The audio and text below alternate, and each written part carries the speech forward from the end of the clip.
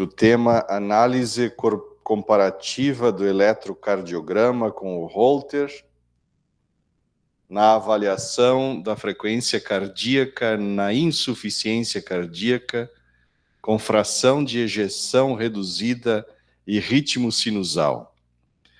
Já havia antecipado para vocês que nós estamos especificamente na área da saúde hoje com as nossas apresentações.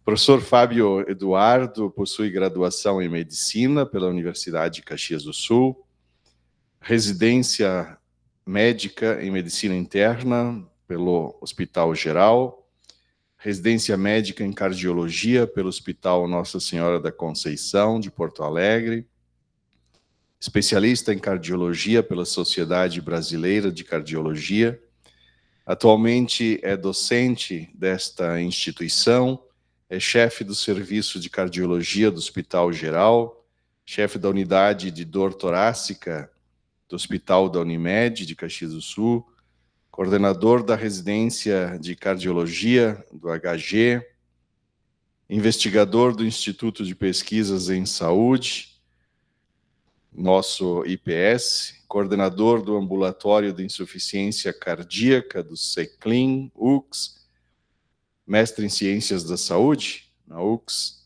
atualmente presidente da Associação Gaúcha de História da Medicina e presidente da COREME, do Hospital Geral de Caxias do Sul. Bem-vindo, professor. Muito obrigado pela sua participação e presença. Então, muito obrigado.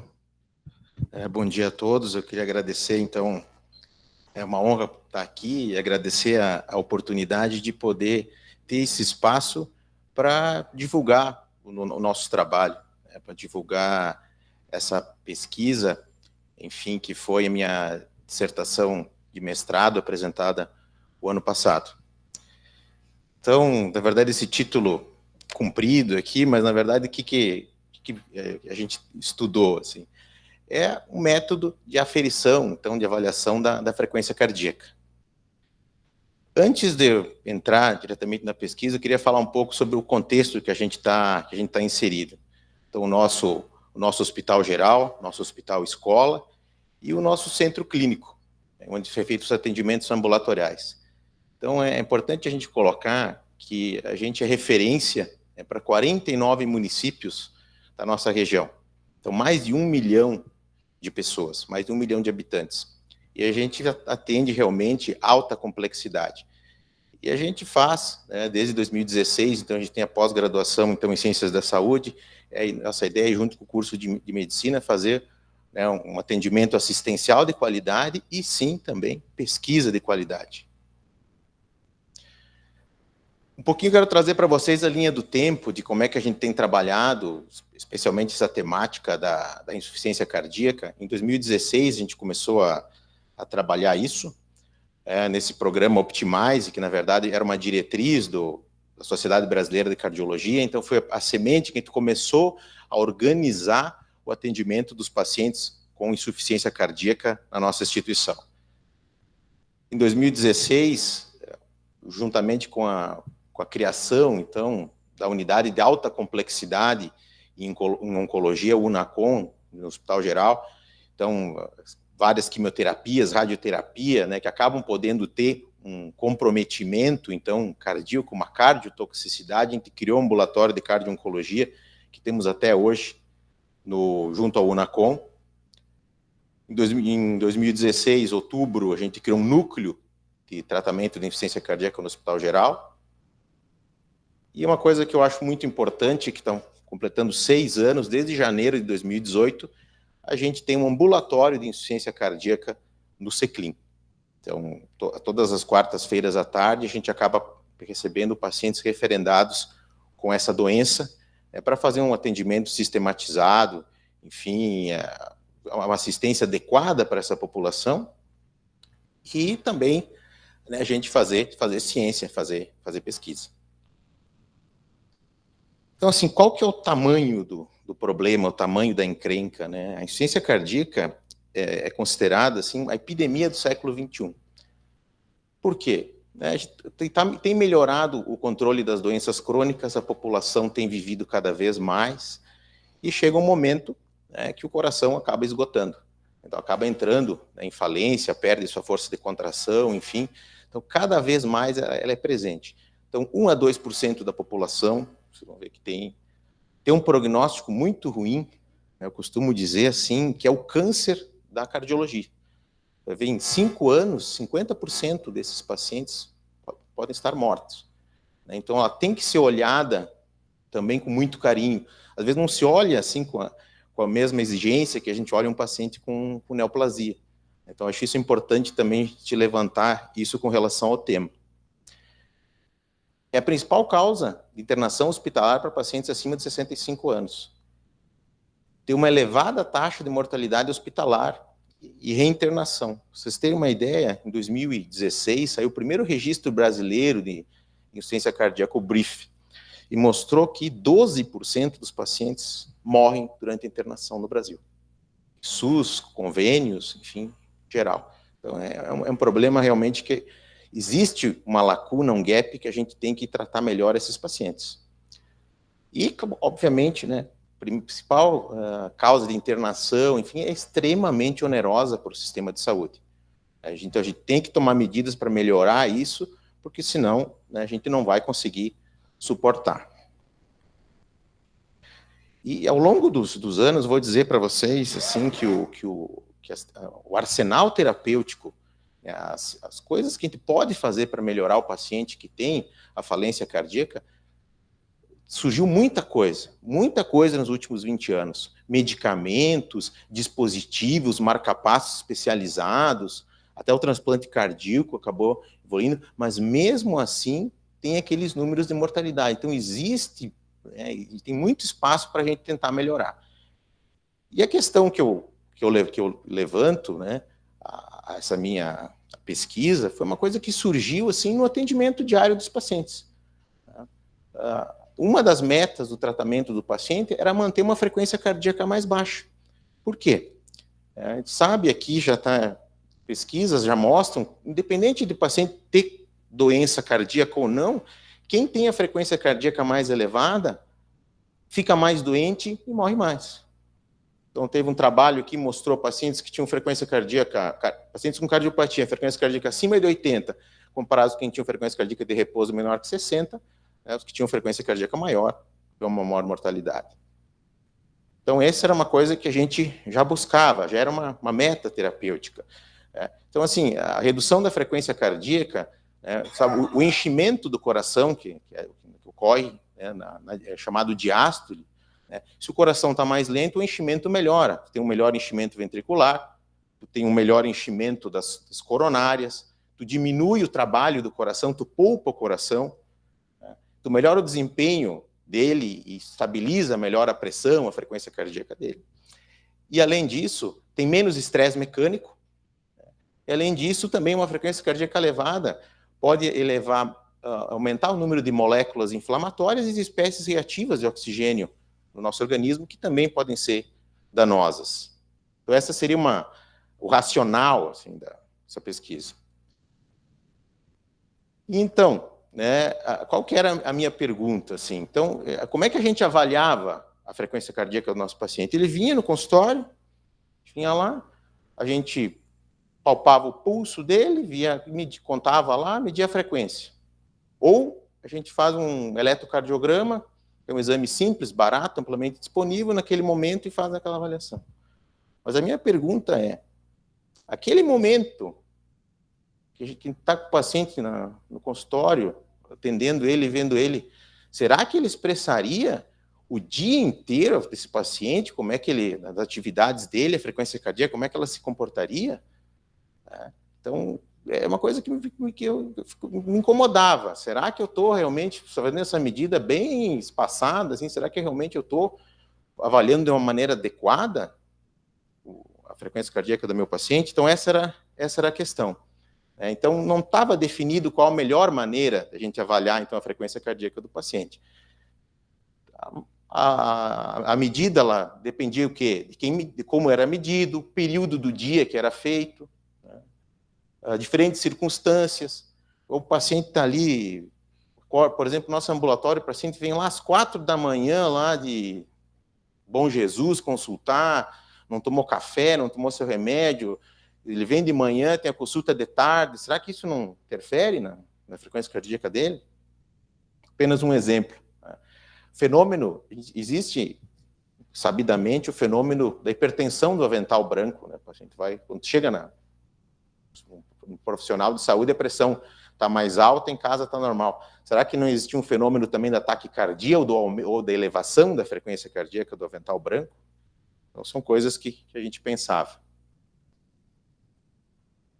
Então, qual era o objetivo desse nosso trabalho? Então, comparar a frequência cardíaca obtida no eletrocardiograma de repouso, que, digamos, é o nosso padrão, com a frequência cardíaca média observada em 24 horas, através de um aparelho chamado Holter. Né? O Holter ele acaba vendo a frequência cardíaca do paciente um dia inteiro.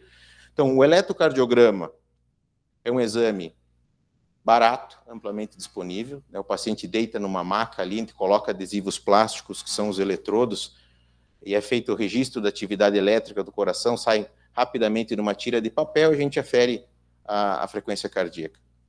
Em comparação com o Holter. O que é o Holter? Coloca esses mesmos adesivos plásticos, um gravador acoplado na cintura, e o paciente vai para casa, faz o seu dia normal, ele registra 24 horas, né, os batimentos cardíacos do paciente em 24 horas. Todas as suas atividades cotidianas, inclusive durante o sono. Então, seria uma avaliação mais ampla e mais completa. Será que seria diferente do eletrocardiograma? Essa era a questão, essa era a dúvida da pesquisa. Então, foi estudo transversal, né, sem intervenção, prospectivo e diagnóstico, e seguiu as diretrizes do STAR Statement, que é uma diretriz para avaliação desse tipo de estudo, que tem mais um checklist com mais de 30 itens, então bastante rigoroso.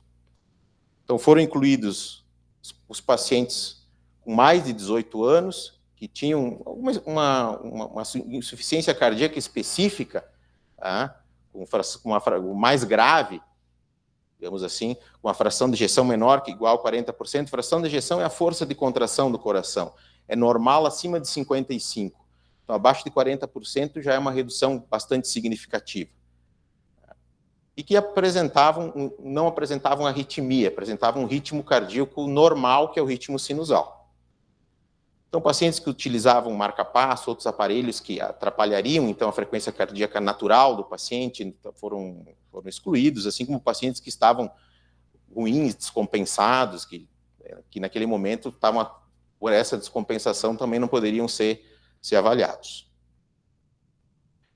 E esses pacientes a gente acabou utilizando os pacientes dos nossos serviços, internados no Hospital Geral, atendidos no centro clínico, no nosso ambulatório de insuficiência cardíaca.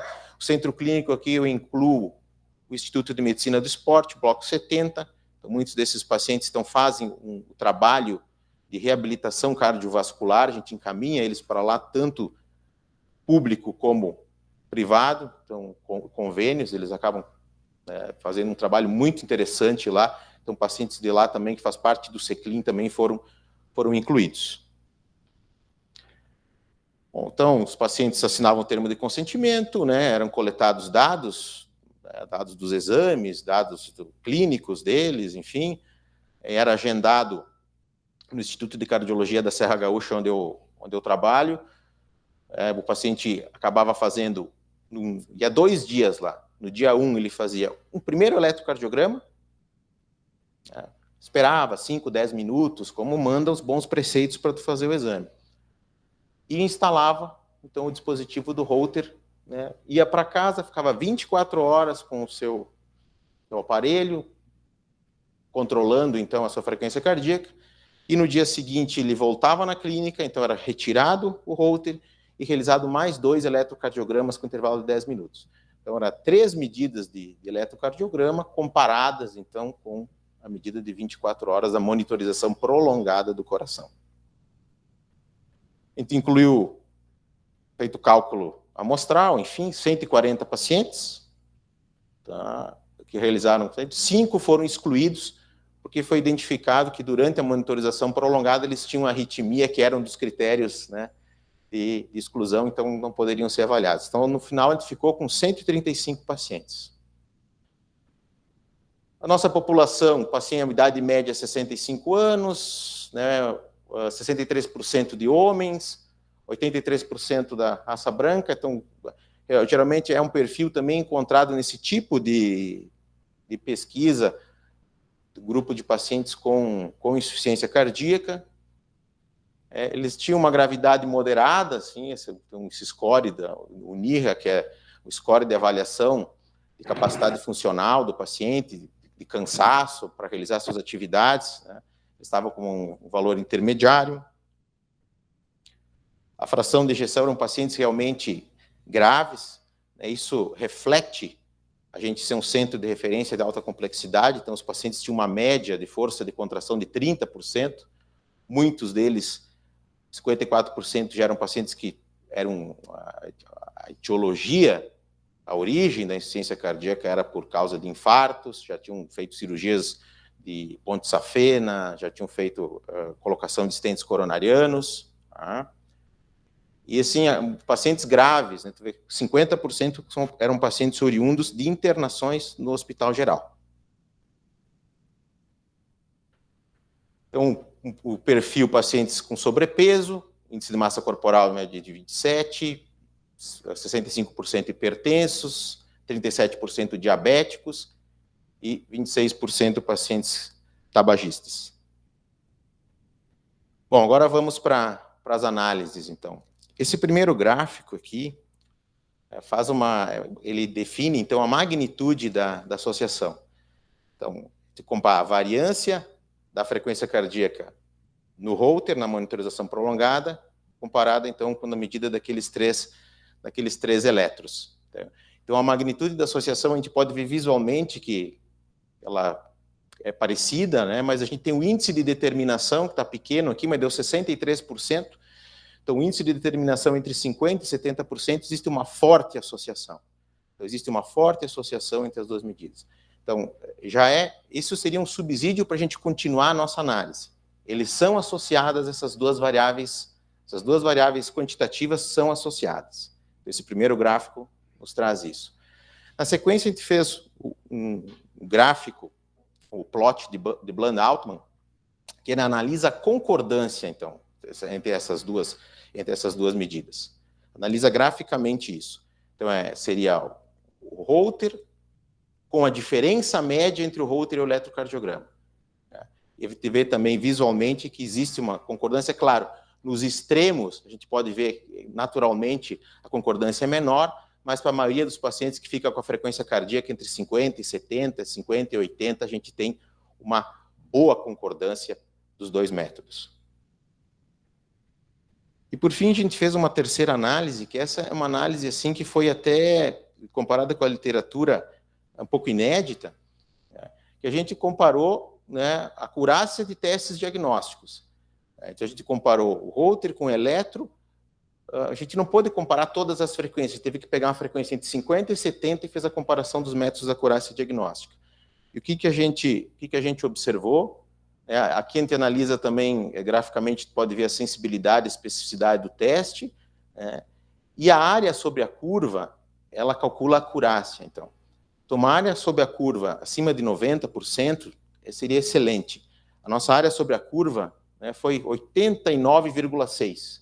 Então, pode considerar realmente que foi uma acurácia excelente dos testes, comparando, então, o eletrocardiograma com o Holter. Então, a gente fez uma série de análises, né? Eu trouxe 3 aqui, tem mais algumas que a gente acabou analisando, 3 principais, para realmente trazer, né, força, na nossa comparação entre essas duas variáveis quantitativas. E a nossa conclusão, então, é excelente concordância entre os métodos do eletro com o Holter, confirmada por várias análises estatísticas que eu mostrei para vocês. Então, o que foi a mensagem, né? Que a frequência cardíaca através do eletrocardiograma de repouso em esses pacientes, ciência cardíaca, fração de ejeção reduzida e ritmo sinusal, provou ser um método, então, preciso e confiável, corroborando o seu uso generalizado na prática clínica. Então, uma alternativa ao eletro, uma alternativa viável realmente ao Holter para a gente acompanhar esses nossos pacientes. Isso tem um impacto social muito importante. Eletrocardiograma, R$10. Holter, 150, R$200. Então, a gente pode continuar fazendo o que a gente faz hoje, com um método simples, barato, em todos os locais tem esse eletrocardiograma, a gente não precisa, né, do exame complexo como o Holter, né? Por exemplo, eu vou dizer para vocês, no Sistema Único de Saúde são 9 meses de espera para fazer um Holter. O eletro a gente faz ali no Seclim, o paciente chega, a gente faz ali na hora. Então, acho que esse é um impacto bem significativo. Claro, a gente identificou um subgrupo de pacientes que o Holter seria interessante, também seria, mas é um grupo pequeno de pacientes. Do modo geral, é excelente o eletrocardiograma para a gente avaliar a frequência cardíaca dos nossos pacientes. Esse é um potencial, então, potencial economia de recursos bem significativo. Então, isso acabou gerando um artigo, né, foi submetido no Arquivos Brasileiros de Cardiologia, que é uma revista de referência das ciências cardiovasculares na América Latina, e agora, o mês passado, né, foi aceito, então, para publicação. E agora está aguardando ter uma fila, né? Então, acho que nos próximos meses aí, o professor Madi vai estar saindo a publicação aí para enriquecer aí o nosso PPG aí. Muito obrigado.